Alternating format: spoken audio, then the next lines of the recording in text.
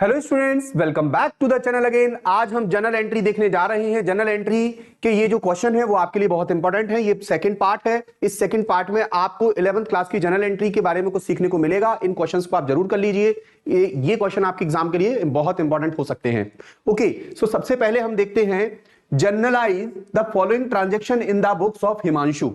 हिमांशु की बुक्स में हमें क्या करना है? जनरल एंट्री पास करनी है। अब देखिए, सबसे पहला है दिसंबर 1 को बिजनेस स्टार्ट किया है विद कैश। हिमांशु ने कैश लगा के बिजनेस स्टार्ट किया है। तो अगर कैश बिजनेस में आया होगा तो कैश आने वाली वस्तु है और डेबिट व्हाट कम्स इन, और गिवर कौन है? तो हिमांशु गिवर है। अब हिमांशु तो ओनर है, ओनर को हम क्या कहेंगे? कैपिटल कहेंगे। तो क्रेडिट हो जाएगा हिमांशु, मतलब हिमांशु का नाम क्रेडिट नहीं होगा, हिमांशु का रिप्रेजेंटेटिव जो नेम है वो क्रेडिट होगा। तो हिमांशु जो ओनर है, ओनर को हम क्या नाम से जानते हैं? तो ओनर को हम कैपिटल के नाम से जानते हैं। तो देखिए यहां पर हमारे पास कैश आया है, कैश अकाउंट डेबिट।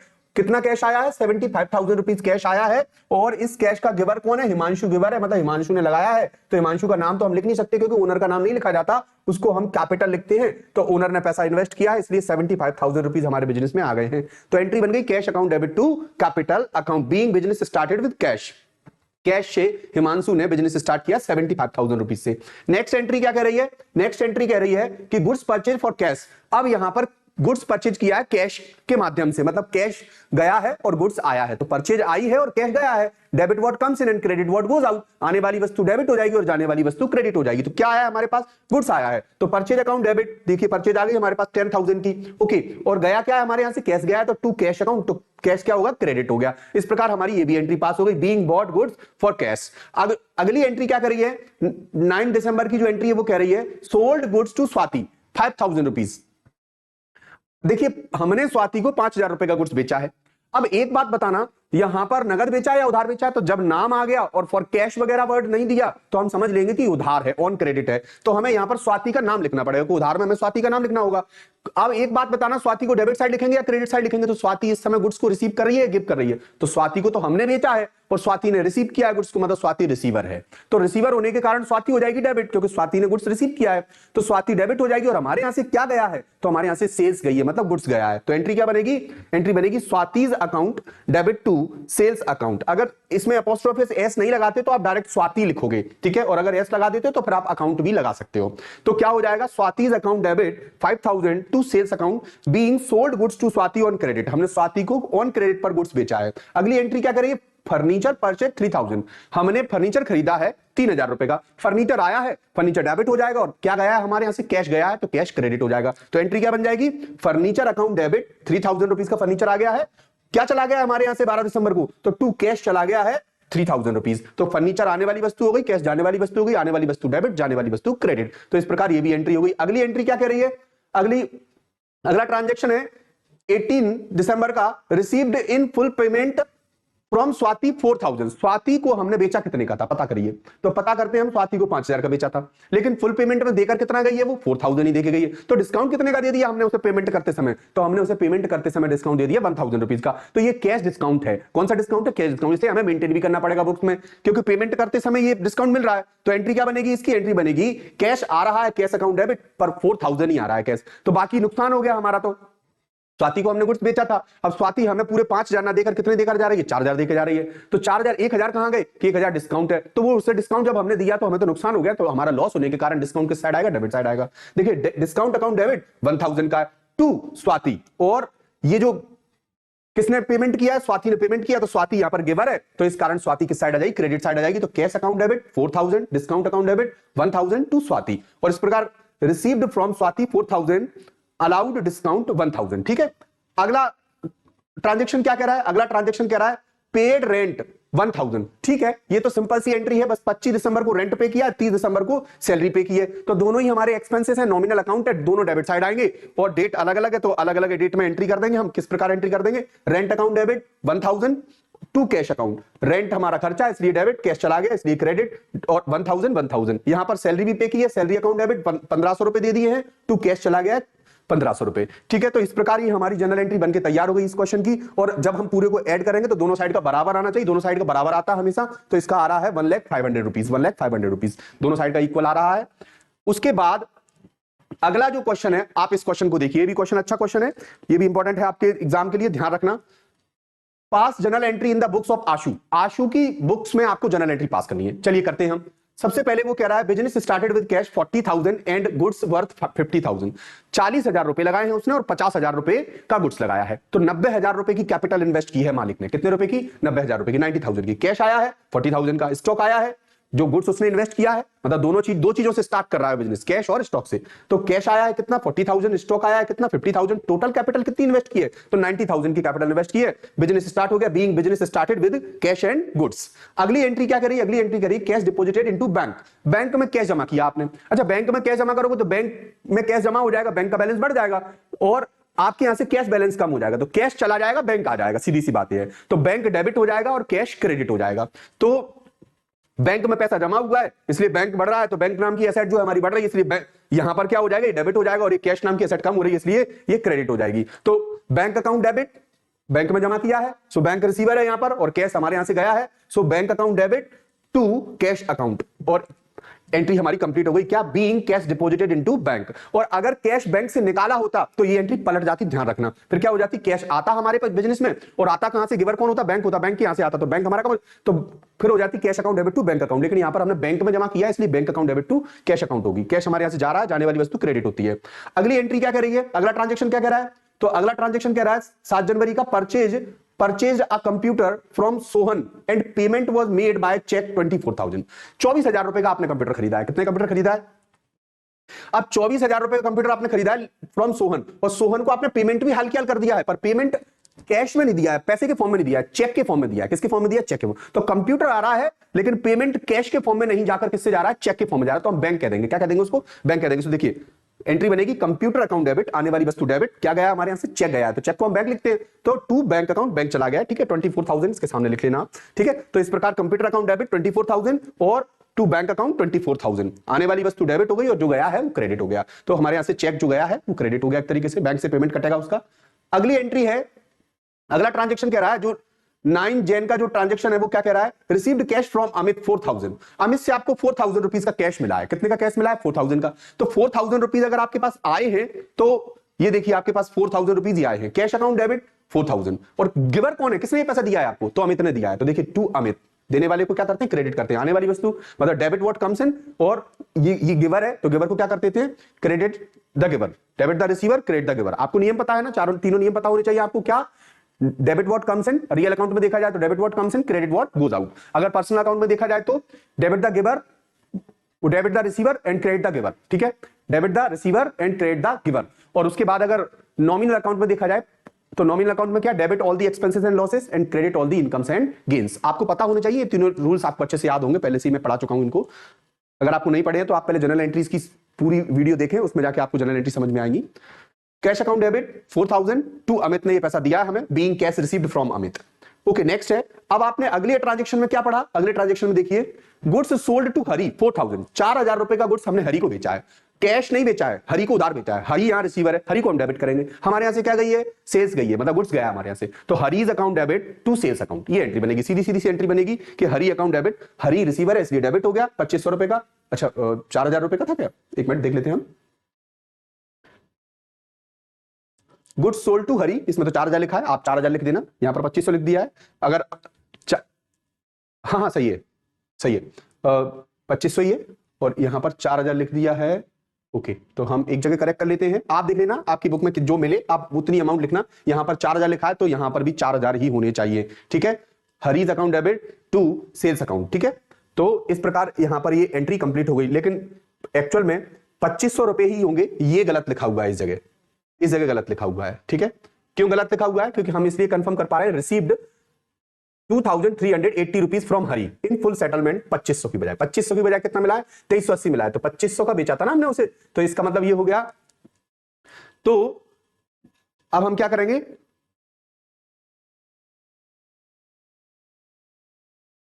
कैश आया हमारे पास 2,380। कितना कैश आया है? 2,380। आना कितना चाहिए था? 2,500। तो हरी का हिसाब तो 2,500 का क्लियर हो गया, लेकिन कैश कितना आया मेरे पास? 2,380। क्या नहीं आया? तो 120 रुपया नहीं दिया उसने। क्यों नहीं दिया? 120 नहीं दिया तो वो डिस्काउंट है मेरा, मैंने फुल सेटलमेंट में हिसाब किताब कर लिया उससे। तो कैश आया कम कम आया तो नुकसान हो गया 120 का, तो नुकसान मेरे डेबिट होंगे, लॉसेस सारे डेबिट होते हैं, तो एक्सपेंस मेरे डेबिट होंगे, तो 120 रुपए का डिस्काउंट डेबिट कर दिया। हरी का हिसाब कितने क्लियर हो गया, 2500 का हिसाब क्लियर हो गया, हरी ने पैसे दे दिए, गिवर है इसलिए क्रेडिट हो जाएगा, received from Hari allowed discount. Okay, next transaction क्या कह रहा है, नेक्स्ट ट्रांजेक्शन कह रहा है sundry expenses paid by cash, cash में दिए 600 रुपए और चेक से दिए 1000 रुपए। आपने एक्सपेंस पे किए हैं और नगद दे दिए हैं 600 रुपए और चेक से दे दिया 1000 रुपए, तो हमारे यहां से तो 1600 रुपए के एक्सपेंस पे हो गए ना, हाँ 1600 रुपए के एक्सपेंस पे हो गए, तो हम एंट्री करेंगे सन्ड्री एक्सपेंसेस अकाउंट डेबिट, 1600 रुपए के एक्सपेंस हो गए, तो इसलिए हम इसे डेबिट कर देंगे। और टू कैश, कितने का कैश, 600 रुपए कैश के चले गए, टू बैंक और 600 रुपए बैंक के थ्रू चेक के थ्रू चले गए, इस प्रकार 1600 रुपए का पेमेंट हो गया, और दोनों साइड का जोड़ा तो 1,44,600 1,44,600 दोनों साइड का इक्वल आ गया, और हमारी ये जनरल एंट्री बनकर तैयार हो गई। अगली जनरल एंट्री क्या कर रही है, जो जीएसटी से रिलेटेड है। आप जीएसटी के बारे में पहले से जानते हो, जीएसटी दो प्रकार की होती है, सीजीएसटी और एसजीएसटी, ध्यान रखना, सेंट्रल और स्टेट। जब हम इंट्रा स्टेट में चल रहे हो, एक ही स्टेट में बिजनेस हो रहा हो, और इस क्वेश्चन में एक ही स्टेट में बिजनेस हो रहा है, हमें आईजीएसटी वाला नहीं पढ़ना है, हमें सीजीएसटी और एसजीएसटी वाला पढ़ना है। तो देखिए सबसे पहले देखिए, record the necessary general entry assuming CGST 5% and SGST 10%, और कंबाइन कर दो दोनों को, तो 5% है, कंबाइन कर दो दोनों को तो क्या हो जाएगा, 10% हो जाएगा। ठीक है, वैसे भी आपको पता है 50-50% बढ़ जाती है, तो assuming CGST 5% and SGST 5% and all at the rate of all transaction are occurred with in Delhi, और सारे के सारे ट्रांजेक्शन कहां पर अकर हुए, दिल्ली में हुए हैं। तो आप बस इतना ध्यान रखिए कि हमें यहां पर इस बात का विशेष ध्यान रखना है कि ट्रांजेक्शन एक ही स्टेट में अकर हुए हैं, तो हमें सीजीएसटी एसजीएसटी लगाना, आईजीएसटी नहीं लगाना है। अब अपन क्वेश्चन को देखते हैं। सबसे पहले Shobhit bought goods 1 lakh on credit, Shobhit ने गुड्स को खरीदा है और दिल्ली में रह रहा है, दिल्ली में गुड्स खरीदा है, तो सीजीएसटी एसजीएसटी होगी, आईजीएसटी तो हो नहीं सकती इसमें। अब एक बात ध्यान रखना है कि ये जो शोभित है वो कंफ्यूज करने के लिए आप शोभित का नाम लिख सकते हो, ये मत लिखना गलती से भी, शोभित तो ओनर है, वो तो बिजनेस उसी ने स्टार्ट किया है, तो शोभित ने गुड्स खरीदा है, 1 लाख रुपए का क्रेडिट खरीदा है। आप इसको बहुत कंफ्यूज हो जाते हैं बच्चे और इस एंट्री को गलत कर लेते हैं। हमें तो यहां क्या करना है, क्रेडिट खरीदा, किससे खरीदा ये तो पता ही नहीं है ना हमें, तो हम जिससे भी खरीदा है वो व्यक्ति हमें फ्यूचर में हमसे पैसा मांगने आएगा, मतलब वो हमारा क्रेडिटर बनेगा। तो हमारे पास परचेज आई है, लेकिन हमने सीजीएसटी एसजीएसटी भी तो भरी होगी उस पर, तो परचेज आ रही है, परचेज पर हमने सीजीएसटी भी भरी है और एसजीएसटी भी भरी है। तो देखिए परचेज आई है, परचेज अकाउंट डेबिट 1 लाख की परचेज आई है, लेकिन उस परचेज पर हमें कुछ और पे करना पड़ा है, 10% हमें जीएसटी भी पे करना पड़ी है। तो अगर 1 लाख की परचेज पर 10% जीएसटी देंगे तो कितनी हो जाएगी, 1 लाख की परचेज पर 10% जीएसटी 10,000 हो जाएगी। अब लेकिन दो भागों में बंटनी होती है, 50% चली जाती है स्टेट को, 50% चली जाती है सेंट्रल को, तो 50% चली जाएगी तो 5,000 हो जाएगी। तो देखो इनपुट सीजीएसटी अकाउंट डेबिट 5,000 रुपया चली गई सेंट्रल को, इनपुट एसजीएसटी अकाउंट डेबिट 5,000 रुपए चली गई स्टेट को। तो इस प्रकार हमारे ऊपर जो कस्टमर है उसके ऊपर तो कितनी जीएसटी का चार्ज होगा, तो कस्टमर के ऊपर जीएसटी का चार्ज होगा 10,000 रुपीज, जिसमें से 50% दोनों ने बांट ली, स्टेट गवर्नमेंट ने और सेंट्रल गवर्नमेंट ने, बाकी हमें 1,10,000 रुपया पेमेंट करना पड़ेगा। तो देखिए हमारे यहाँ जो क्रेडिटर हमारे पास पैसा मांगने आएगा फ्यूचर में, वो हमसे कितने रुपए मांगेगा, तो क्रेडिटर हमसे पैसा मांगेगा 1,10,000 रुपया। हम उससे ये नहीं कह सकते कि भाई मैंने तो 1 लाख का सामान खरीदा है, वो कहेगा भैया ये जीएसटी में किसके ऊपर लगाऊं, जीएसटी भी तो तुम्हारे ऊपर ही लगेगी ना। तो फ्यूचर में तुम्हें क्रेडिटर में, मैं तुम्हारा कितने का क्रेडिटर हूं, 1,10,000 रुपए का हूं, मैं जिस दिन भी आऊंगा पैसा मांगने के लिए उस दिन मुझे 1,10,000 रुपया तुमसे चाहिए। अगली एंट्री देखिए इसमें, he sold them 1,35,000 in the same state on credit, और उसने उसी गुड्स को 1,35,000 में बेच दिया।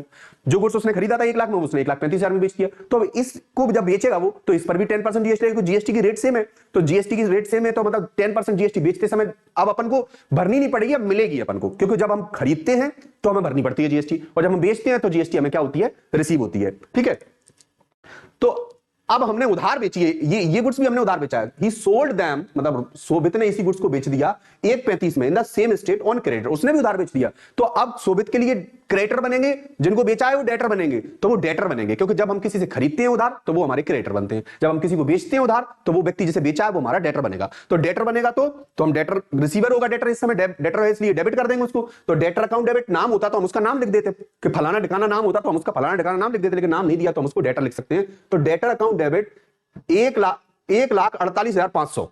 अब आप कहोगे सर 1,48,500 का डेटर क्यों बन गया है, इतने का क्यों बन रहा है, इसने तो अभी गुड्स कितने का खरीदा है, केवल 1,45,000 की सेल्स की है हमने। देखो टू सेल्स अकाउंट कितने की सेल्स की हमने, 1,35,000 की, 1,35,000 की, सॉरी, तो 1,35,000 की हमने इसको सेल की है, लेकिन गुड्स ओनर तो ये क्या नाम है, डेटर तो हमारा कितने का बन रहा है, 1,48,500 का बन रहा है। तो ये डेटर ज्यादा का बन रहा है और हम इसे सेल कम की कर रहे हैं। इसका रीजन क्या है, क्योंकि इसके ऊपर लग गई जीएसटी। कितने परसेंट जीएसटी लगे, 10%। तो 10% जीएसटी अगर 1,35,000 1,35,000 पर अगर हम 10% जीएसटी लगाएंगे तो कितनी जीएसटी हो जाएगी, अगर हम 1,35,000 पर 10% जीएसटी लगाएंगे तो 13,500 हो जाएगी या नहीं हो जाएगी? 13,500 हो जाएगी। तो 13,500 को आधी चली जाएगी स्टेट को, आधी चली जाएगी सेंट्रल को। तो आधी सेंट्रल की आउटपुट सीजीएसटी 6,750 सेंट्रल की हो गई और 6,750 किसकी हो गई? स्टेट की हो गई। तो हमने उस व्यक्ति से बोला कि भाई जिसको भी हमने बेचा है, जिससे भी हम डेटर कह रहे हैं कि हे डेटर भैया, तू हमें क्या करेगा, 1,35 तो देगा गुड्स के जो सेल्स हमने की है तुझे, और बाकी इस पर जो 10% जीएसटी लगी है, 13,500 की जो जीएसटी लगी है, वो जीएसटी भी देगा। क्यों? हमें भी तो बननी पड़ेगी। तो 6,750 तुझे स्टेट के लिए देनी पड़ेगी और 6,750 तुझे क्या के लिए देनी पड़ेगी? सेंट्रल के लिए देनी पड़ेगी। तो इस प्रकार टोटल तुझे इतना रुपया देना पड़ेगा। तो इतना रुपया देना पड़ेगा, तो फ्यूचर में अब तू जब आएगा पैसा देने के लिए, तो मुझे तुझसे कितना रुपया चाहिए? 1,48,500 रुपीज चाहिए। ओके, अगली एंट्री देखिए आप। इसमें अगली एंट्री में हमने ट्रांजेक्शन देखिए। ट्रांजेक्शन क्या कह रहा है? अगला ट्रांजेक्शन समझिए पहले। ही पेड रेलवे ट्रांसपोर्ट। उसने रेलवे ट्रांसपोर्ट की कोई सर्विस, रेलवे ट्रांसपोर्ट की सर्विस ली और उसको पेमेंट किया। तो पेमेंट किया होगा तो जीएसटी भी तो भरी होगी उस पर। तो रेलवे ट्रांसपोर्ट एक खर्चा, और खर्चे के ऊपर और क्या भरी होगी? जीएसटी भरी होगी। चलिए देखिए, ट्रांसपोर्ट चार्जेज अकाउंट डेबिट 8,000 के, मैं तो सोचे बैठा था 8,000 के चार्जेस भरने पड़ेंगे। नहीं, उस पर लगेगी 10% जीएसटी। क्यों 10% जीएसटी क्यों लगेगी? क्योंकि 5% है, 5 स्टेट की, 5 सेंट्रल की। तो इस प्रकार अगर 8,000 पर हम 10% लगाएंगे तो 800 रुपए जीएसटी हो गई। 800 रुपए हो गई तो दोनों आपस में दोनों में बांट देंगे। कौन कितनी बांट देंगे? सीजीएसटी बांट देंगे 4,000 और एसजीएसटी बांट देंगे, सेंट्रल को दे देंगे 400 रुपए और स्टेट को दे देंगे 400 रुपए। ठीक है, दोनों को 400 बांट देंगे तो टोटल कितना हो गया? 8,800 रुपीज जीएसटी हमने बांट दी। तो इसका मतलब ये हुआ कि हमारे जो ट्रांसपोर्ट चार्जेस थे वो कितने थे? 8,000 के थे। ट्रांसपोर्ट के चार्जेस कितने थे? 8,000 के थे। उस 8,000 पर 800 रुपए की क्या लग गई? जीएसटी लग गई। 800 रुपए की जीएसटी लगी तो सेंट्रल ने कितनी ले ली? उसमें से 450% ले ली होगी, और स्टेट ने कितनी ले ली? 400, तो 50% उसने ले ली होगी। तो टोटल जीएसटी कितनी, टोटल पेमेंट कितने का बना हमारा? बैंक के थ्रू हमें कितना पेमेंट करना पड़ा होगा? तो हमें 8,800 रुपया पेमेंट करना पड़ा होगा। तो चार्जेज भले ही हमारे ऊपर, हमने भले ही सर्विस कितने की ली थी? 8,000 की, लेकिन उस सर्विस पर टैक्स जो लगा वो 800 का हो गया 10% के हिसाब से। तो 400 उन दोनों ने बांट लिए, लेकिन हमारे यहां से पैसा कितना चला गया? 8,800 रुपए चला गया। तो ये हो गया ट्रांसपोर्ट का चार्जेस पे करने वाला जीएसटी वाली एंट्री। फिर आता है अगली एंट्री में हमने कंप्यूटर खरीदा है। क्या खरीदा है? कंप्यूटर खरीदा है। तो कंप्यूटर हमारे पास आ रहा होगा, और कंप्यूटर आ रहा होगा तो उस पर जीएसटी भी तो लग रही होगी। तो कंप्यूटर अकाउंट डेबिट और जीएसटी भी लग रही होगी उस पर। तो सीजीएसटी और एसजीएसटी भी लग रही होगी। तो कंप्यूटर अकाउंट डेबिट 10,000 का है। इनपुट सीजीएसटी अकाउंट डेबिट और इनपुट एसजीएसटी अकाउंट डेबिट। 10,000 पर 1,000 की जीएसटी लगेगी, 10% है ना। तो 500 दोनों आपस में बांट लेंगे। 500 बांटेंगे तो 500 सेंट्रल का हो गया, 500 स्टेट का हो गया। जिस दिन हमें पेमेंट करना होगा, कितना पेमेंट करेंगे हम? 11,000 रुपए का हम पेमेंट कर देंगे। और इस प्रकार अगली एंट्री आती है पोस्टल चार्जेज की। किसकी? पोस्टल चार्जेज की। अगली एंट्री में आपने पोस्टेज के चार्जेस पे किए। देखिए, पेड पोस्टल चार्जेस 2,000 रुपया, लेकिन 2,000 रुपए के साथ साथ आपने उस पर जीएसटी भी भरी होगी। तो 10% जीएसटी भरोगे 2,000 पर, तो कितनी जीएसटी आएगी? तो भैया 10% जीएसटी 200 रुपए जीएसटी आ जाएगी। कितनी जीएसटी आ जाएगी? 200 रुपए। तो 200 रुपए जीएसटी आएगी तो 100 रुपए चली जाएगी सेंट्रल को, 100 रुपए चली जाएगी स्टेट को। तो देखिए, postal charges account debit 2,000। Postal के चार्जेस कितने हुए थे? खर्चे कितने हुए थे? 2,000 के, लेकिन उस पर हमें 10% सीजीएसटी और एसजीएसटी भरनी पड़ी। तो खर्चा कितना और हो गया हमारा एक्स्ट्रा? तो एक खर्चा, दो खर्चा, तीन खर्चे हो गए। तो कितने हो गए हमारे? 2,200 रुपए खर्चे हो गए। सीजीएसटी और एसजीएसटी भी तो भरनी पड़ी। तो बैंक के थ्रू कितना पेमेंट करना पड़ेगा? 2,200 रुपए पेमेंट करना पड़ेगा। अब बात ये आती है कि हमने कितनी जीएसटी सरकार की लेके अपनी जेब में रख ली, मतलब कितनी इनपुट आ गई हमारे पास और कितनी आउटपुट है। और इनपुट और आउटपुट के बैलेंस को देख लेंगे कि हमने सरकार की जीएसटी लेके ज्यादा रख ली है या हमने भर ज्यादा दी है। तो अब आप बताइए कि हमने इसमें जीएसटी कितनी बार ली है और कितनी बार भरी है। तो हम समझते हैं इस चीज को। देखिए,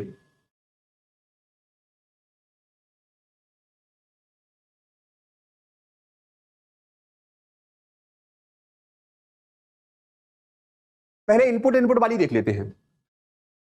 10,000 यहां भरी है हमने जीएसटी, फिर उसके बाद 800 यहां भरी है, 1,000 यहां भरी है, 11,000, 11,800, 11,800 और 12,000।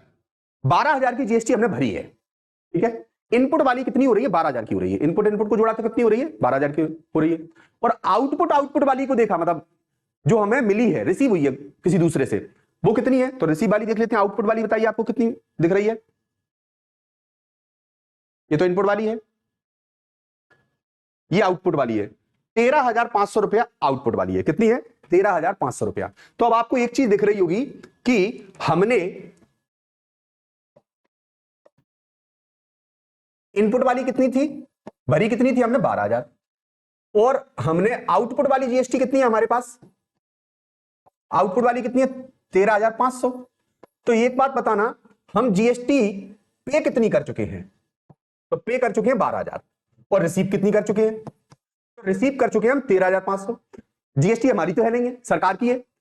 तो सरकार कहेगी कि तुमने जमा कितनी की है 12,000 और ले कितनी चुके तुम जनता से 13,500 की, तो बाकी 1,500 रुपया कहां गए? हम सरकार से कहेंगे चिंता मत करो, हम आपके 1,500 रुपया आपके बैंक में ट्रांसफर करके जीएसटी के अकाउंट को क्लोज कर सेटल कर दे रहे हैं। तो चलिए देखिए, आपको समझ में आ गया, ये 1,500 रुपया आ रहा है ना, 13,500 में 12,000 माइनस करेंगे तो 1,500 रुपए का बैलेंस बचेगा। इसी बैलेंस को हम सेट ऑफ करना कहते हैं। इनपुट से आउटपुट को कैंसिल करेंगे। देखिए आउटपुट वाली कितनी है? CGST 6,750, SGST 6,750। आउटपुट वाली इतनी तो थी, ये क्रेडिट पड़ी हुई थी जो हमने अब यहां लाकर क्या कर दी? डेबिट कर दी। और ये दोनों क्या पड़ी थी?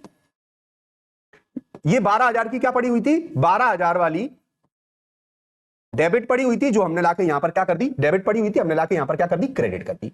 जो डेबिट थी वो क्रेडिट हो गई, जो क्रेडिट थी वो डेबिट हो गई, इससे कैंसिल हो गई। लेकिन फिर भी हमारा एक बैलेंसिंग फिगर बच रहा होगा। क्या बच रहा होगा? कि इधर हमने जो भरी हुई थी वो हमारी 12,000 की हो रही है, नहीं ये भरी हुई थी हमारी वो 12,000 की हो रही है, और जो हमने दूसरों से ले रखी थी वो 13,500 की हो रही है। तो एक बात बताना, हमने ले ज्यादा रखी है और भरी कम है, तो फिर कितना रुपया डिफरेंस आ रहा है? तो 1,500 रुपए का डिफरेंस आ रहा है, तो वही हम बैंक में क्या कर देंगे? ट्रांसफर कर देंगे। बैंक में जो है बैंक के थ्रू हम पे कर देंगे, या जीएसटी नंबर्स के थ्रू हम जो भी जैसे भी पे करते हैं, तो उस तरीके से हम पेमेंट कर देंगे टू बैंक अकाउंट। 1,500 रुपया हमने पे कर दिया, और इस प्रकार being GST set of and balance paid, set of हो गई और उसका जो बैलेंस था वो भी पे कर दिया हमने। तो बस आप तो ये एंट्री कर देना, आपका क्वेश्चन सही हो जाएगा। चलिए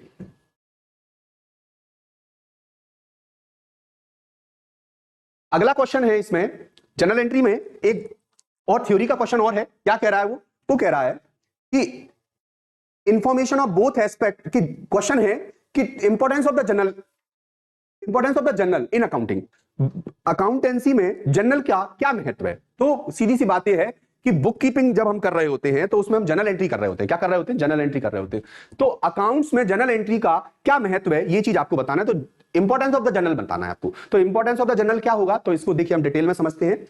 information of both aspect of transactions, ये दोनों ही एस्पेक्ट के जो भी ट्रांजेक्शंस होते हैं उन ट्रांजेक्शन के बोथ एस्पेक्ट का जो है इंफॉर्मेशन प्रोवाइड करता है। Help in identifying which account is debited and which is credited, ensuring clarity. ध्यान रखना, ये हमें दोनों प्रकार की इंफॉर्मेशन प्रोवाइड करती है जनरल एंट्री, क्योंकि एक डेबिट होता है क्रेडिट होता है, तो दोनों ही साइड की जो है इंफॉर्मेशन दे रहा है हमें, बहुत अच्छी बात है।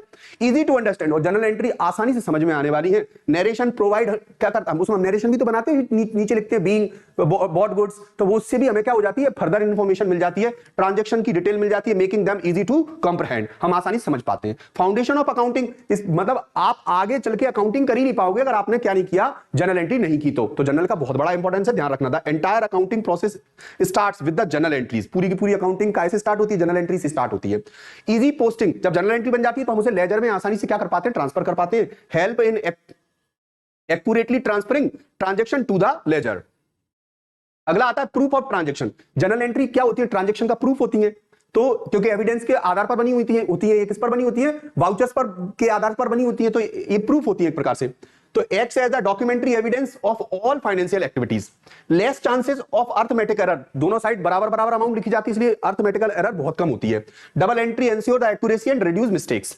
लेस क्वालिफाइड पर्सन रिक्वायर्ड, हां जरूरी नहीं है बहुत पढ़ा लिखा व्यक्ति, बहुत बुद्धिमान व्यक्ति जनरल एंट्री कर पाएगा, कोई भी जनरल एंट्री कर सकता है, बहुत ही सिंपल सा व्यक्ति आसानी से जनरल एंट्री पास कर सकता है। तो less qualified person required, even a person with basic accounting knowledge can maintain a journal, वो भी जनरल एंट्री मेंटेन कर सकता है। अगला है सिग्निफिकेंट इन डिस्प्यूट्स, अगर कहीं विवाद हो गया हो, वाद विवाद हो गया हो, तो वहां भी जनरल एंट्री हमें जरूरत पड़ सकती है उस विवाद को निपटारा करने के लिए। तो can be used as a legal evidence in case of conflicts, विवाद की स्थिति में भी जनरल एंट्री लीगल एविडेंस के रूप में यूज की जा सकती है। हेंस वी कैन से, अतः हम कह सकते हैं अब the journal is very essential for maintaining accuracy. अगर आपको एक्यूरेसी मेंटेन करना है तो जनरल बनानी होगी, ट्रांसपेरेंसी मेंटेन करना है तो जनरल बनानी होगी, and proper financial recording in accounting, और अकाउंटिंग में अगर आपको प्रॉपर रिकॉर्डिंग करना है ट्रांजैक्शंस की तो उसके लिए आपको जनरल एंट्री बनानी होगी, इसलिए जनरल एंट्री बहुत आवश्यक है। तो यही इंपॉर्टेंस है जनरल एंट्री के। और आपके पेपर में आए तो आप इसमें से 4 या 5 पॉइंट सिलेक्ट करके लिख देना, आपको अच्छे मार्क्स मिलेंगे इसमें भी, ठीक है। लिखना पर सिस्टमैटिक तरीके से, जिस तरीके से ऐसे सिस्टमैटिक तरीके से बताया गया हेडिंग डाल के, तो इसी तरीके से आप लिखना, ठीक है। ओके, अब हम आगे के क्वेश्चन देखेंगे। अगला क्वेश्चन क्या कह रहा है? What is meant by cash book, cash book का क्या मीनिंग होता है? तो देखिए, a cash book is specialised, a cash book is a specialised accounting book, वो स्पेशल अकाउंटिंग बुक है that records all cash and bank transaction of a business, जो business के केवल कैश या फिर बैंक के थ्रू होने वाले ट्रांजेक्शन को रिकॉर्ड करता है, कैश बुक कहलाती है। क्या ये वो स्पेशल बुक है जो केवल कैश और बैंक से होने वाले ट्रांजेक्शन को ही रिकॉर्ड करती है। नो क्रेडिट ट्रांजेक्शंस और नॉन कैश आइटम, मतलब non cash transactions are recorded in cash book. Cash book में जो बिना कैश के जो ट्रांजेक्शन हुए हैं, मतलब क्रेडिट ट्रांजेक्शन जो हुए हैं, वो रिकॉर्ड नहीं किए जाएंगे। जिनमें पैसा या तो आया हो या गया हो, चाहे नगद आया हो या फिर बैंक के थ्रू आया गया हो, वही रिकॉर्ड किया जाएगा, कैश बुक कहलाती है। It is maintained to track all cash receipts and cash payment systematically.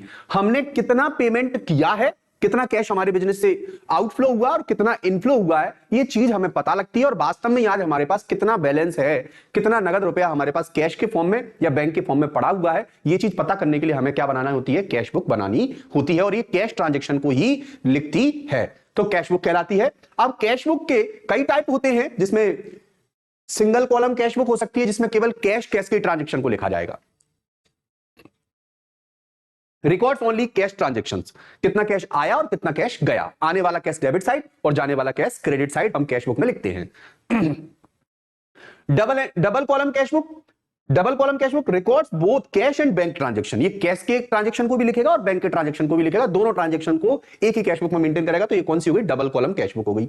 एक होती है triple column cash book, include cash, bank and discount column. एक ही जो कैश बुक होती है, उस कैश बुक में ही 3 कॉलम हो जाते हैं, कैश का अलग कॉलम होता है, बैंक का अलग कॉलम होता है और डिस्काउंट का भी एक कॉलम मेंटेन कर दिया जाता है। फिर आती है पेटी कैश बुक। पेटी कैश बुक क्या होती है, जब बहुत ज्यादा एक्सपेंसेस होते हो, मल्टीपल एक्सपेंसेस होते हो, और जो बड़े बड़े एक्सपेंसेस होते हो उन्हें संभालने के लिए तो सीए है, बड़ा सीए है, लेकिन जो छोटे पूरे एक्सपेंसेस है उन्हें संभालने के लिए एक पेटी कैशियर को, छोटे क्लर्क को या छोटे सीए को हम क्या करते हैं, छोटी चीजों को मेंटेन करने के लिए कुछ पैसा थमा दिया जाता है बड़े सीए के द्वारा। या जो व्यक्ति बड़े हिसाब किताबों को देख रहा है वो छोटे हिसाब किताबों को नहीं देख सकता, तो उसके लिए वो क्या करता है, एक छोटे क्लर्क को क्या कर देता है या छोटे सीए को क्या कर देता है, कुछ पैसे थमा देता है कि भैया पूरे छोटे छोटे जो ट्रांजेक्शंस होंगे उनका हिसाब किताब तू मेंटेन करना। और वो उन हिसाब किताब को मेंटेन करने के लिए बड़ा कैशियर छोटे कैशियर को कुछ पैसा दे देता है, वो उसी में से खर्च करता रहता है। फिर बाद में उसके पास जो भी बचता है, ये जितना वो स्पेंड कर चुका होता है, उसमें से जो बचता है वो बड़े कैशियर को बता दिया जाता है। बड़ा कैशियर उन सन्ड्री एक्सपेंसेस करके उनको पूरे को मेंटेन कर लेता है उसमें। तो कुल मिलाकर जो पेटी कैश बुक होती है वो छोटे छोटे ट्रांजेक्शंस को लिखने के लिए कैश बुक बनाई गई होती है। इसमें हम छोटे छोटे जो ट्रांजेक्शंस होते हैं जिन्हें हम बड़ी कैश बुक में नहीं ले जा सकते, क्योंकि बड़ी कैश बुक क्या है, बहुत बड़ी हो जाएगी अगर हम बहुत छोटे छोटे माइनर जैसे एक्सपेंसेस भी लिखने लगे, इनकम भी एक्सपेंसेस भी लिखने लगे। तो ऐसी स्थिति में इन छोटे छोटे एक्सपेंसेस को लिखने के लिए अलग से छोटी सी कैश बुक बना ली जाती है, उसी को हम पेटी कैश बुक, पेटी का मतलब ही छोटा होता है, स्मॉल होता है। तो पेटी कैशियर को जो बड़ा कैशियर है वो क्या कर देता है, थोड़ा कैश दे देता है, तो क्या बन जाती है, कैश बुक बन जाती है। इसी को हम पेटी कैश बुक कहते हैं। तो used for recording small day to day expenses, ध्यान रखना। अगला आता है हमारा what is contra entry. Contra entry क्या होती है, व्हाट इज कॉन्ट्रा। कॉन्ट्रा का मतलब होता है विपरीत प्रविष्टि या फिर प्रति प्रविष्टि, मतलब विपरीत एंट्री, ऑपोजिट एंट्री। मतलब एक एंट्री जो कैश की एंट्री हुई है तो उसी कैश की एंट्री को दूसरी जगह बैंक के तरीके से क्या करना, कैंसिल करना एक तरीके से। जैसे देखिए मैं आपको बताऊं, एक Contra entry is a transaction that affects both cash and bank. ऐसी एंट्री जिसने हमारे बैंक और कैश दोनों कॉलम को क्या किया हो, इफेक्ट किया हो, तो वो कॉन्ट्रा एंट्री बन जाती है। अब मैं आपको बताऊं, कॉन्ट्रा एंट्री हमेशा कोई ट्रांजैक्शन नहीं होता। कॉन्ट्रा एंट्री केवल और केवल या तो बैंक में से पैसा निकाला होता है या बैंक में पैसा जमा किया होता है, ठीक है। या तो हम बैंक से पैसा विड्रॉ करके लाए हैं या फिर डिपॉजिट करके आए हैं, बस दो ही सिचुएशन में क्या होती है, कॉन्ट्रा एंट्री होती है। तो बैंक में पैसा जमा करना या बैंक से पैसा निकालना ये कोई ट्रांजैक्शन नहीं है, ये क्या है, केवल और केवल एक जगह के बैलेंस को कम कर दूसरे जगह का बैलेंस बढ़ा देना है एक तरीके से। तो हमारे पास क्या होता है, जब हम एक जगह से पैसा निकाल के लाते हैं तो हम कैश को, अगर जैसे मान लो कैश हमारे पास आया है तो कैश का बैलेंस अगर हम बढ़ा देंगे और उधर बैंक के बैलेंस को कम नहीं करेंगे तो गड़बड़ हो जाएगी कि नहीं हो जाएगी, कि कैश का बैलेंस भी बढ़ गया और बैंक का बैलेंस भी हमारे पास मेंटेन है, तो गड़बड़ हो जाएगी। तो इसलिए हम जब कैश का बैलेंस हमारे पास बढ़ रहा होता है, बैंक से हम कैश निकाल के लाते हैं, तो जब कैश का बैलेंस बढ़ रहा होता है तो उधर बैंक का बैलेंस कम हो चुका होता है। इसलिए हमें दूसरी ओर, अगर कैश का बैलेंस बढ़ा है तो कैश डेबिट हुआ है तो बैंक को क्रेडिट कर दिया जाता है उतने से, क्योंकि कैंसिल करना होता है, नहीं तो वो डबल हमारे पास अमाउंट दिखने लगेगी। तो वही होती है कॉन्ट्रा एंट्री। तो इसको हम सी से दर्शाते हैं, देखिए आप A contra entry is a transaction that affects both cash and bank account but does not involve any external party. इसमें कोई एक्सटर्नल बाहरी पार्टी इन्वॉल्व नहीं होती, या तो बैंक से पैसा निकाला होता है या बैंक में पैसा जमा किया होता है. These entries occur when, ये एंट्री कब होती है? लगभग कैश डिपॉजिटेड इनटू बैंक, जैसे कैश में cash account debit to bank account की एंट्री करते हैं, उस समय कॉन्ट्रा एंट्री बनेगी इसकी. Cash withdrawn from bank for office use, और ऑफिस के लिए कैश निकाला है तब भी बैंक अकाउंट डेबिट, मतलब कैश आया है तो cash account debit to bank account बनेगा. तो ध्यान रखना यहां पर भी जब कैश और बैंक की एंट्री बन रही हो, कैश डेबिट हुआ हो बैंक क्रेडिट हुआ हो, या कैश क्रेडिट हुआ हो बैंक डेबिट हुआ हो, बस इस सिचुएशन में हम कौन सी एंट्री पास करेंगे? कॉन्ट्रा एंट्री पास करेंगे. वही कॉन्ट्रा एंट्री होती है. यहां पर हमने पैसा या तो निकाला है या जमा किया है. फीचर ऑफ कॉन्ट्रा एंट्री क्या होते हैं? तो it appears in both cash and bank column, दोनों में लिखना पड़ता है, क्योंकि इसमें एक साइड, एक डेबिट साइड अगर कैश है और तो क्रेडिट साइड बैंक रहा होगा, और डेबिट साइड अगर बैंक है, मतलब डेबिट साइड अगर बैंक है तो क्रेडिट साइड कैश रहा होगा. सीधी सी बात है. It appears in both the cash and bank column of a cash book. It does not impact business profit and loss, और इसका कॉन्ट्रा एंट्री का प्रॉफिट एंड लॉस पर कोई भी इफेक्ट नहीं पड़ता, क्योंकि इसमें हमने अपना ही पैसा या तो बैंक में जमा कर दिया है, बैंक से निकाल लिया है. मार्क्ड विद सी, और इसको सी लेटर से क्या किया जाता है? डिनोट किया जाता है in the ledger to indicate a contra entry. Contra entry को इंडिकेट करने के लिए हम सी बना देते हैं, ध्यान रखना. अगला क्वेश्चन है ये, इस क्वेश्चन में हमें क्या करना है? कैश बुक ही बनानी है. एक क्या बनानी है? कैश बुक बनानी है. अब कैश बुक बनाने से पहले मैं आपको बता देता हूं कैश बुक में करना क्या होता है. हमारे पास या तो पैसा आ रहा होता है किसी रीजन से, या पैसा हमारे यहां से जा रहा होता है. नगद में, उधार वाले को हम लिखेंगे ही नहीं इसमें. नगद में अगर आपके पास पैसा आ रहा है, देखिए पहले से कुछ पैसा पड़ा होगा आपके पास, तो जो पैसा पड़ा है वो भी डेबिट साइड पड़ा होगा, और अब आपके पास और पैसा आएगा वो भी डेबिट साइड आएगा, लेकिन जो जाएगा पैसा आपके यहां से वो क्रेडिट साइड से जाएगा. तो जो पैसा आ रहा है उसे डेबिट साइड लिखते चले जाइए, जो पैसा जा रहा है उसे क्रेडिट साइड लिखते चले जाइए, और इस प्रकार लास्ट में फाइनली आपको पता लग जाएगा कि डेबिट साइड कितना पैसा आपके पास आया और कितना गया. बाद में बचा खुचा बैलेंस आपका निकल आएगा. क्या बनके तैयार हो जाएगी? कैश बुक बनके तैयार हो जाएगी, और कैश की एंट्री हम इसमें लिखेंगे. समझिए, देखिए ये कह रहा है कि enter the following transaction in the two column cash book of messrs Sudeep Kumar. 1 अप्रैल को कैश बैलेंस, पहले से ही हम के पास कितना रुपया कैश का बैलेंस पड़ा हुआ है? तो देखिए कितना रुपया कैश का बैलेंस पड़ा हुआ है. देखिए बिल्कुल इजी क्वेश्चन है. वो कह रहे कि फर्म के पास ऑलरेडी 18,000 रुपीज पड़ा हुआ है. कितना पड़ा हुआ है? 18,000 रुपीज पड़ा हुआ है. चलो देख लीजिए आप, 18,000 कहां पड़े हैं? कैश में पड़े हैं, जबकि बैंक में कितने पड़े हैं? 14,000 पड़े हैं. तो हमारे पास पहले से कुछ रुपया पड़ा हुआ है ना, पड़ा हुआ है. तो देखिए टू बैलेंस, पहले से कितना बैलेंस पड़ा हुआ है? कैश में पड़ा हुआ है और बैंक में पड़ा हुआ है. ये डेबिट साइड के कॉलम है और इधर क्रेडिट साइड के कॉलम है. ये डेबिट साइड के हैं जबकि ये क्रेडिट साइड के कॉलम है. हम क्या करेंगे? हमारे पास 1 अप्रैल 2023 को कितना रुपया बैलेंस के रूप में पड़ा है? तो कैश में पड़ा है हमारे पास 18,000 और बैंक में पड़ा है हमारे पास 14,000. अब हमारे पास टोटल ये पैसा पड़ा हुआ है. इसमें कुछ और आएगा, कैश में आएगा तो कैश में जुड़ता चला जाएगा, और बैंक के थ्रू आएगा तो बैंक में जुड़ता चला जाएगा. लेकिन कुछ जाएगा भी तो पैसा, तो अगर कैश से जाएगा तो कैश से माइनस होता चला जाएगा, और बैंक से जाएगा तो बैंक से माइनस होता चला जाएगा. डेबिट मतलब यहां पर पैसा आ रहा है इसलिए जुड़ता चला जा रहा है, और क्रेडिट मतलब पैसा जा रहा है इसलिए क्रेडिट होता चला जा रहा है. तो देखिए अब अपन एंट्री करते हैं इसकी कि हमारे पास कैश सेल्स की थी, नगद हमने कुछ बेचा था, 10,000 रुपए का गुड्स बेचा था ऑब्वियसली. तो 10,000 रुपए गुड्स बेचा होगा तो आपके पास पैसा आया होगा या गया होगा? बताइए आप. तो आया होगा. जब पैसा आ रहा है, आने वाला पैसा किस साइड होगा? डेबिट साइड होगा. तो देखिए पहले से आपके पास कैश कितना पड़ा हुआ था? पहले से पड़ा था आपके पास 10,000, 18,000, और अब आपके पास और कितना आ गया? 10,000 और आ गया, तो अब आपके पास 28,000 रुपए नगद हो गए पॉकेट में. और बैंक में कितने पड़े हैं? 14,000 पड़े हुए. फिर उसके बाद डिपॉजिटेड विद बैंक, बैंक में आप जमा करे आए. अब बैंक में जमा किया होगा तो आपने क्या एंट्री करी होगी? आप इसके लिए एंट्री बता सकते हो. बैंक में जमा किया होगा तो ये एंट्री करी होगी हमने, bank account debit to cash account. यही तो जब एंट्री करेंगे हम, तो सीधी सी बात है bank account debit to cash account. ये इसमें बैंक और कैश कॉलम होगा, मतलब कॉन्ट्रा एंट्री बनेगी इसकी, क्योंकि दोनों साइड कैश और बैंक है, तो दोनों ये कैश का कॉलम और बैंक का कॉलम इफेक्ट हो रहा है. तो सीधी सी बात है ये कॉन्ट्रा एंट्री बन जाएगी, क्योंकि इसमें हमने पैसा क्या किया है? बैंक में जमा किया है. तो बैंक में पैसा जमा किया है तो बैंक हमारा लेजर के फॉर्म में हम ट्रांसफर करते हैं इसको. बैंक हमारा डेबिट साइड है तो हम डेबिट साइड आएंगे और उसका उल्टा वाला लिखेंगे. तो बैंक लेजर के फॉर्म में करेंगे. देखिए मैं आपको करके दिखाता हूं.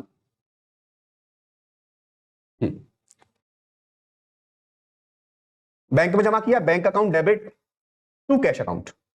बिल्कुल इजी है, कुछ नहीं है उसमें. 16,000 रुपीज है. ओके. अब आप जानते हो अच्छे से, देखो वैसे तो ये अंदाज आप ये समझ लीजिए, अगर आप एक्सपर्टीज रखते हो तो आप तुरंत खुद से कर पाओगे, लेकिन अगर आप एक्सपर्टीज भी नहीं रखते हो तो लेजर के फॉर्म में ट्रांसफर हो जाएगी. कैसे ट्रांसफर हो जाएगी? देखिए बैंक डेबिट साइड है, आप जानते हो अच्छे से, तो मैं डेबिट साइड आऊंगा, ये मेरी डेबिट साइड है, मैं डेबिट साइड आऊंगा, और डेबिट साइड आकर बैंक को ही लिखूंगा या उसका अपोजिट वाला लिखूंगा लेजर बनाते समय? तो क्रेडिट साइड का लिखूंगा, तो मतलब टू कैश लिख दूंगा. क्या लिख दूंगा? 8 अप्रैल को मैंने टू कैश लिख दिया, और अब ये पैसा मैं लिख रहा हूं यहां पर, तो मैं बैंक के कॉलम में पैसा लिखूं या कैश के कॉलम में लिखूं? तो यहां पर ये जो एंट्री हो रही है वो किसके अकॉर्डिंग हो रही है? बैंक के अकॉर्डिंग हो रही है, क्योंकि डेबिट साइड एंट्री कर रहा हूं ना मैं, डेबिट साइड एंट्री कर रहा हूं, तो डेबिट साइड तो बैंक है, तो फिर बैंक की कॉलम में पैसा लिखा जाएगा। कौन से कॉलम में लिखा जाएगा? देखो लिखा कैश गया, बच्चे क्या करते हैं, कैश यहां लिख रहे हैं, जब यहां पर कैश लिख रहे हैं तो पैसा भी वो किसमें ट्रांसफर कर देते हैं? कैश की कॉलम में ट्रांसफर कर देते हैं। जबकि नहीं, हमने तो ये कैश तो अपोजिट वाला लिखा है, एक्चुअल में एंट्री तो किसके लिए हुई है? बैंक के कॉलम के लिए हुई है। किसके लिए हुई है? बैंक के कॉलम के लिए हुई है। तो देखिए कैश टू कैश, और 16,000 रुपया हमारे पास जो है बैंक में जमा कर दिया। अब देखिए बैंक का कॉलम बढ़ गया कि नहीं बढ़ गया? बढ़ गया बैंक का कॉलम। कितने से बढ़ गया? 16,000 रुपए से। लेकिन बैंक का कॉलम अगर 16,000 से बढ़ा है तो कैश आपके पास क्या हो गया? और कम हो गया होगा। कैश कम हो गया होगा तो फिर एंट्री तो यही है ना। तो मैं इस साइड आऊंगा, अपोजिट साइड, दूसरी साइड आऊंगा तो देखूंगा कैश किस साइड है? मेरा क्रेडिट साइड। मैं क्रेडिट साइड आ गया, लेकिन उसका उल्टा वाला लिखूंगा बैंक। क्या लिखूंगा? बैंक। तो देखिए उसका उल्टा वाला लिखूंगा बैंक। बाय बैंक 8 अप्रैल को, ये देखो डेट भी सेम रहेगी। क्यों सेम क्यों रहेगी? क्योंकि एक ही डेट का ट्रांजैक्शन ही तो है, हमने पैसा एक ही डेट पे तो जमा किया है। तो यहां पर हमने सी बना दिया था। अब ये देखिए बाय बैंक, बैंक में बैंक के थ्रू हमने क्या कर, बैंक में हमने क्या कर दिया? पैसा जमा कर। लेकिन मेन चीज क्या है कि हम कैश के लिए ट्रांजैक्शन कर रहे हैं। कैश क्रेडिट साइड है और कैश को क्रेडिट साइड होने के कारण मैं क्रेडिट साइड आया, लेकिन कैश का उल्टा वाला लिखूंगा। उल्टा वाला क्या है? बैंक है। तो बाय बैंक लिखूंगा और पैसे कितने लिख दूंगा? 16,000 लिख दूंगा और सी बना दूंगा। कॉन्ट्रा एंट्री हो जाएगी मेरी। इसी तरीके से सारी कॉन्ट्रा एंट्री पास होती है, आपको ध्यान रखना है। लेजर में इसी तरीके से हमें कॉन्ट्रा एंट्री पास करनी है इसमें, कैशबुक में। अब आप देखिए और भी आएंगे अभी तो। अब आप देखिए अगले क्वेश्चन में वो कह रहा है कि goods purchase and paid by cheque 5,000 rupees. इस बंदे ने गुड्स परचेज किया है। अच्छा अब आप कॉमन सेंस लगाकर मुझे बताइए, गुड्स परचेज करने पर आपके यहां से कैश तो नहीं गया होगा पर चेक गया होगा। चेक गया होगा मतलब पैसा बैंक से कटेगा, तो मतलब पैसा तो कटेगा ना, पैसा तो जाएगा ना आपके यहां से। अच्छा पैसा जाएगा तो पैसा आएगा, आ रहा है या जा रहा है? तो जाएगा। जाएगा तो मतलब आता तो डेबिट साइड होता है, लेकिन पैसा तो अभी जा रहा है। जा रहा है तो फिर क्रेडिट साइड होगा, क्योंकि पैसा आता है तो डेबिट साइड होता है, जाता है तो क्रेडिट साइड होता है। तो हाल फिलहाल क्यों जा रहा है ये पैसा? मैं आपसे पूछना चाहता हूं पैसा जा क्यों रहा है? आप कहोगे सर परचेज किया हमने। तो अगर हम जनरल एंट्री के थ्रू देखना चाहें तो ऐसे देख सकते हैं, परचेज अकाउंट डेबिट टू, और चेक के थ्रू गया पैसा टू बैंक अकाउंट, ये एंट्री बनेगी। अब इसमें बैंक किस साइड है? Credit side. तो मैं क्रेडिट साइड जाऊंगा और उसका उल्टा वाला लिखूंगा। तो क्रेडिट साइड जाऊंगा, 15 तारीख है, देखिए 15 अप्रैल है, हाँ 15 अप्रैल है। 15 अप्रैल को क्रेडिट साइड जाऊंगा और उसका उल्टा वाला लिखूंगा। बैंक का उल्टा वाला क्या है? परचेज। परचेज लिखा। परचेज की वजह से मेरे यहां से बैंक कम हो गया है। कितने का बैंक कम हो गया है? 5,000 रुपए का बैंक कम हो गया है। हो गया कि नहीं हो गया? तो सीधी सी बात यह है कि मैं कहूंगा कि 15 तारीख को मैंने परचेज किया था गुड्स, और परचेज करने की वजह से मेरे यहां से बैंक में से थोड़ा सा रुपया कट गया है। कैश में से कटता तो मैं कैश में से लिख देता, फिर मैं ये 5,000 रुपए यहां लिख देता इस जगह। लेकिन यहां तो मेरे पास मैंने चेक से पेमेंट किया है, तो पैसा कहां से कटेगा? बैंक से कटेगा, इसलिए बैंक की साइड लिख दिया मैंने। अगला आता है, अगला क्या कह रहा है? Cash balance, sorry cash withdrawn from bank 7,500। अब हम गए बैंक में और बैंक से कितने रुपए निकाल ले आए? 7,500 रुपए निकाल ले आए। क्या एंट्री बनी होगी? तो कैश हमारे पास आया होगा क्योंकि बैंक से निकाला है ना हमने, और बैंक कम हो गया होगा, तो cash account debit to bank account entry बनी होगी। तो एंट्री वैसे ही करेंगे जैसे हमने अभी की थी, कॉन्ट्रा एंट्री बनेगी इसकी, क्योंकि बैंक से पैसा निकाला है हमने। तो देखिए क्या एंट्री बनेगी, मैं आपको बना के दिखाता हूं। एंट्री बनेगी, कैश आएगा हमारे पास, बिल्कुल आएगा, cash account debit to bank कम हो जाएगा। ठीक, अब मैं इसकी एंट्री अगर ट्रांसफर करूं तो कैश मेरा डेबिट साइड है, तो मैं डेबिट साइड आऊंगा और उसका उल्टा वाला लिखूंगा टू बैंक। उल्टा वाला लिख दिया, कैश डेबिट साइड था तो डेबिट साइड गया और उसका उल्टा वाला लिख दिया टू बैंक। और जब यहां बैंक लिखा है तो पैसे किस में लिखे जाएंगे? कैश के कॉलम में लिखे जाएंगे। यहां बैंक लिख गया, पैसे किसके? कैश के कॉलम में आएंगे। अब ये कॉन्ट्रा एंट्री हो गई है। क्यों हो गई कॉन्ट्रा एंट्री? क्योंकि कैश और बैंक का ट्रांजेक्शन है। अगले में क्या हुआ है? अगले में इसी तारीख में 20 अप्रैल को, देखो 20 अप्रैल को ही है, 20 अप्रैल को ही बैंक के अकॉर्डिंग देखूंगा तो बैंक मेरा क्रेडिट साइड है, तो मैं क्रेडिट साइड आऊंगा और उसका उल्टा वाला लिखूंगा, क्या? कैश। तो देखिए कैश मेरे यहां से, यहां कैश लिख दिया, अब कैश यहां लिखा है तो पैसा अपने आप ही किस में लिखा जाएगा? बैंक के कॉलम में लिखा जाएगा, ध्यान रखना। तो इस प्रकार हमारी double column cash book complete हो जाती है। अब आप देखिए कि हमने देख लिया कि कुछ पैसा हमारे पास आया, कुछ पैसा हमारे यहां से गया। अब कितना पैसा हमारे यहां आज की डेट में बचा हुआ है, कितना बैंक में पड़ा हुआ है और कितना पैसा हमारी नगद पड़ा हुआ है। तो देखिए यहां पर आपको दिख रहा होगा, ये पैसा मेरे पास कैश के फॉर्म में आया है, ये पैसा मेरे पास बैंक के फॉर्म में आया है, और ये पैसा मेरे यहां से कैश के फॉर्म में गया है और ये पैसा मेरे यहां से बैंक के फॉर्म में गया है।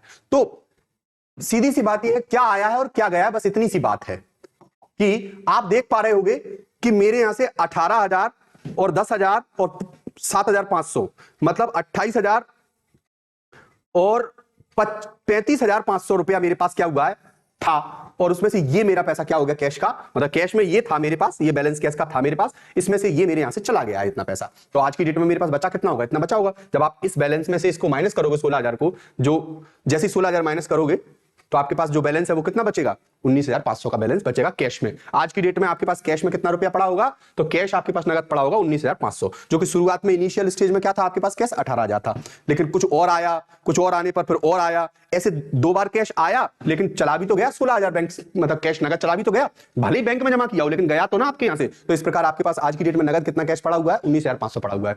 ऐसे ही बैंक में भी देख लेंगे, तो बैंक में पहले 14,000 आया, फिर 16,000 आया, तो आपके पास अब बैंक में कितना जमा हो गया, बैंक में जमा हो गया 14, पहले से जमा था, 16 आपने जमा कर दिया, तो 14 और 16 जोड़ देंगे अपन, 14 दूना 28, 28 और 2 30,000 रुपया हो गया। 30,000 रुपया आपके बैंक में, लेकिन कटा भी तो है कुछ बैंक से आपसे, कितना कटा है आपकी बैंक से, 5,000 एक कट गया परचेज करने के कारण, और 7,500 और कट गया, तो ये आपका 12,500 रुपए कट गया, तो 12,500 रुपया कट गया, तो 17,500 रुपया आज भी आपके बैंक अकाउंट में पड़ा हुआ है। तो सीधी सी बात है, हमारे बैलेंस सीडी भी निकल आए, तो इस प्रकार हम सीडी बैलेंस भी निकाल सकते हैं।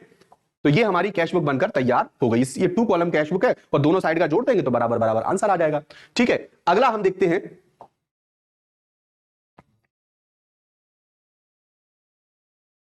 इसके लिए पहले बेसिक कॉन्सेप्ट आपके जरूर होना चाहिए, तब आपको ये क्वेश्चंस बहुत अच्छे समझ में आएंगे, क्योंकि बेसिक कॉन्सेप्ट होने पर हम बहुत आसानी से समझ पाते हैं, इसीलिए हमें शुरुआत से पूरा पढ़ना चाहिए, शुरुआत से पूरे क्लास लेनी चाहिए। ये तो मैं आपको इंपॉर्टेंट क्वेश्चन करा रहा हूं, इसलिए आप जल्दी जल्दी समझते चले जाइए, आप 1 शॉट में अपने पेपर की तैयारी अच्छे से कर पाओगे। अगला है, record the following transaction in the purchase book of the Kamal. Kamal की परचेज बुक है और उसमें आपको ट्रांजेक्शन रिकॉर्ड करने हैं। परचेज बुक कैसे बनाते हैं, तो परचेज बुक ऐसे बनाते हैं, परचेज बुक लिखेंगे। परचेज बुक एक्चुअल में परचेज बुक होती क्या है, कैश बुक जो है उसके अलावा भी जो ट्रांजेक्शन कैश में नहीं जाते, कुछ ट्रांजेक्शन जो उधार में होते हैं वो ट्रांजेक्शन परचेज बुक में जाते हैं। अब आप परचेज, उधार में परचेज की होगी, गुड्स परचेज किया हो तो परचेज बुक में चला जाएगा, उधार में सेल्स की होगी तो वो सेल्स बुक में चला जाएगा, और अगर आपने परचेज रिटर्न और सेल्स रिटर्न बनी हो तो वो परचेज रिटर्न और सेल्स रिटर्न बुक में चला जाएगा, और अगर इनमें भी नहीं जा पाता तो वो किस में चला जाता है, जनरल प्रॉपर में चला जाता है ट्रांजेक्शन। तो ऐसी कुछ बुक्स और बनती हैं, कुछ सब्सिडायरी बुक्स और बनती हैं जिसमें परचेज बुक भी आती है। तो आप परचेज बुक को समझिए, परचेज बुक क्या होती है, इसमें आपने जो भी क्रेडिट पर परचेज किया होगा, जो कुछ भी आपने उधार खरीदा होगा, वो सारी एंट्री इसमें आ जाएंगी। तो इस क्वेश्चन में आपने उधार तो कुछ खरीदा है, क्या खरीदा है, देखिए आपने 20 शर्ट्स पीस खरीदे हैं, 100 रुपए का एक पीस है श्याम से। तो पहले तो ये फॉर्मेट बनाओगे आप, इस फॉर्मेट को बनाने के बाद 1 अप्रैल 2023 को आपने क्या किया है, श्याम नाम के व्यक्ति से 20 शर्ट के पीस जो है खरीदे और 100 का एक है, तो 20 शर्ट के पीस और 100 का एक है, तो देखा जाए तो अब इस पे डिस्काउंट कुछ होता तो मैं डिस्काउंट माइनस कर देता, फिर तो मैं 2,000 यहां लिखता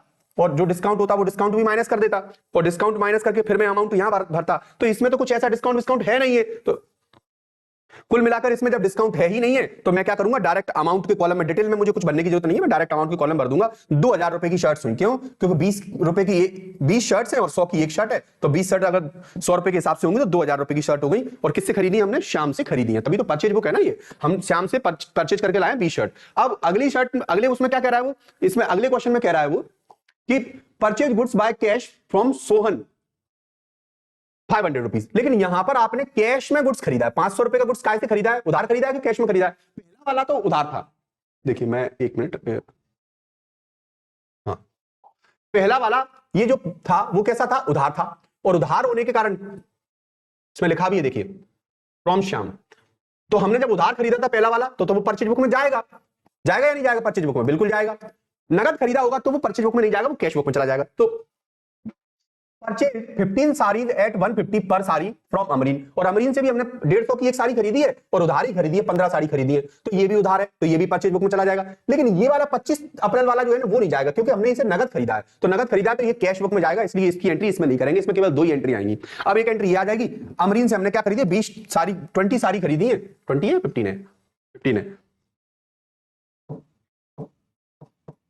15 साड़ी हमने खरीदी है, और एक साड़ी कितने की है, 150 रुपए की एक साड़ी है, तो 15 साड़ी 150 रुपए के हिसाब से है, तो 2250 रुपए की साड़ी हो गई, और 2,000 रुपए की क्या हो गई, शर्ट्स हो गई। तो साड़ी और शर्ट मिलाकर टोटल कितने की हो गई, ये 4250 रुपए का टोटल मटेरियल हमने खरीदा। आपको सर ये 500 का छोड़ दिए, तो ये इसलिए छोड़ दिए क्योंकि ये नगद है, हमें तो परचेज बुक में केवल उधार ट्रांजेक्शन को ही लिखना होता है, और इस प्रकार हमारी इस फॉर्मेट में हमारी परचेज बुक बनकर तैयार हो जाती है। बस आपको एक ग्रांड टोटल और कर देना इनका कि कितने का टोटल खरीदा है आपने, तो ग्रांड टोटल में आप देखोगे 4550 रुपए का आपने टोटल खरीदा है। तो ये हमारी परचेज बुक बनकर तैयार हो गई। अगला आता है हमारा, अगले में क्या कह रहा है वो, अगले में कह रहा था following balances were in the books of Vikas on 31 मार्च 2023। ये बैलेंसेस गिवन है, इन बैलेंसेस के आधार पर हमें क्या करना है, एंट्रीज पास करनी है। क्या बैलेंसेस है, मैं बैलेंसेस पढ़ता हूं एक बार। कैश पड़ा है आपके पास 1000 का, कैश एट बैंक पड़ा है 2000 का, स्टॉक पड़ा है 3000 का, बिल्डिंग पड़ी है 4000 की, due from Ram 5000, due from Mohan, due to Mohan, due from Ram और ड्यू टू मोहन। ठीक है, अब आपको करना क्या है, इसमें करना क्या, पास द ओपनिंग एंट्रीज। क्या पास करनी है, ओपनिंग एंट्रीज करनी है, मतलब जनरल प्रॉपर है एक तरीके से। तो आपको ओपनिंग एंट्रीज पास करनी है। इसमें कैसे करेंगे ओपनिंग एंट्रीज पास, तो आप सबसे पहले अपने दिमाग में एक बात ध्यान रखिए कि जितनी भी एसेट्स होती हैं सबके बैलेंसेस डेबिट होते हैं, और ये बैलेंसेस 31 मार्च के हैं। अब हम इन्हें 1 अप्रैल को ट्रांसफर करेंगे तो ओपनिंग एंट्रीज मानी जाएंगी। 31 मार्च को जो बैलेंस है 1 अप्रैल को जब उन्हें करेंगे, लिखेंगे, तो वो कौन सी मानी जाएंगी, ओपनिंग एंट्रीज मानी जाएंगी। तो हमारे पास सारी एसेट्स के बैलेंसेस डेबिट हो जाएंगे और सारी लायबिलिटी के बैलेंस क्रेडिट हो जाएंगे, और जो दोनों साइड का जो बैलेंसिंग फिगर बचेगा, क्रेडिट साइड जो बैलेंसिंग फिगर बचेगा वही हमारी कैपिटल होगी। तो इसमें क्वेश्चन में ये भी कह रहा है कि कैपिटल को भी फाइंड आउट कीजिए, find out the capital, capital को भी फाइंड आउट कीजिए। गिवन नहीं है कैपिटल, तो हम फाइंड आउट कर लेंगे, बहुत आसान है। कैश हमारा कैश अकाउंट डेबिट, कैश का बैलेंस डेबिट होगा, बैंक अकाउंट डेबिट, बैंक का बैलेंस भी डेबिट होगा, बिल्डिंग अकाउंट डेबिट, बिल्डिंग का अकाउंट, बिल्डिंग का भी बैलेंस डेबिट होगा। ये सारी एसेट्स हैं और एसेट्स के बैलेंस हमेशा क्या होते हैं, डेबिट होते हैं, ये देख लीजिए। और राम डेटर है हमारा, डेटर है मतलब इससे हमें पैसे क्या करने, लेने हैं, आज नहीं तो कल देगा। तो ड्यू फ्रॉम राम, राम से कितने रुपए ड्यू थे, हमें कितने रुपए लेने थे राम से, तो राम से 5000 लेने थे, तो 5000 आज नहीं तो कल देगा। तो इसका मतलब ये हो गया कि हमारे पास इतनी एसेट्स हैं। तो कितने रुपए की एसेट है हमारे पास, 5 3 4 2 1, इतनी एसेट्स हैं। अब 15000 रुपए की एसेट्स है हमारे पास। अब 15000 की एसेट्स है तो 15000 की लायबिलिटी भी तो होगी आपके ऊपर, बिल्कुल होगी लायबिलिटी। तो 15000 रुपए की लायबिलिटी होगी, तो आप, लेकिन आपके पास लायबिलिटी में क्या गिवन है, लायबिलिटी में केवल एक ही व्यक्ति गिवन है कि मोहन के 6000 रुपए दे रहे हैं। तो क्रेडिटर है मोहन, और लायबिलिटी के बैलेंस क्या होते हैं, क्रेडिट होते हैं। तो क्रेडिटर है मोहन 6000 रुपए का, तो फिर 6000 रुपए मोहन के, तो फिर अब हमारे पास लायबिलिटी बाहर के व्यक्ति की कितनी है कि 6000 रुपए की है। तो बच्चा कुचा जो बैलेंस होगा वो किसका होगा, कैपिटल का होगा कि नहीं होगा। आपने अकाउंटिंग इक्वेशन पढ़ी होगी, asset always equal to liability plus capital, यही तो पढ़ी थी आपने। तो हमारे पास असेट्स ये पूरी हो गई, लायबिलिटी ये रही, और जैसे हम इस लायबिलिटी प्लस कैपिटल, तो कैपिटल कितनी होनी चाहिए बताओ आप, बैलेंसिंग फिगर कितना होगा, 9000 रुपया होगा। जैसे हम 9000 रुपए लिख देंगे तो हमारा ये क्वेश्चन कंप्लीट हो जाएगा। तो 9000 रुपए की हमारी बैलेंसिंग फिगर में कैपिटल निकल आई, तो 9 6 15 हो गए, और इस प्रकार दोनों तरफ की जनरल एंट्री कंप्लीट हो गई। तो ये हमारी ओपनिंग एंट्री बनके तैयार हो गई। तो ये क्वेश्चन आपके लिए बहुत इंपॉर्टेंट है, जो आपको कर लेने चाहिए। ये कैश बुक के क्वेश्चन कंप्लीट हुए, बाकी के जो क्वेश्चन है वो भी मैं आपको कंप्लीट कराऊंगा। आप 1 बाय 1 करके सारे क्वेश्चंस को एक बार तरीके से देख लें, ताकि आप एग्जाम में बहुत अच्छा परफॉर्मेंस कर सको। ओके, सो अगले पार्ट में हम बाकी के जो क्वेश्चंस हैं उनको कवर करेंगे। Thank you.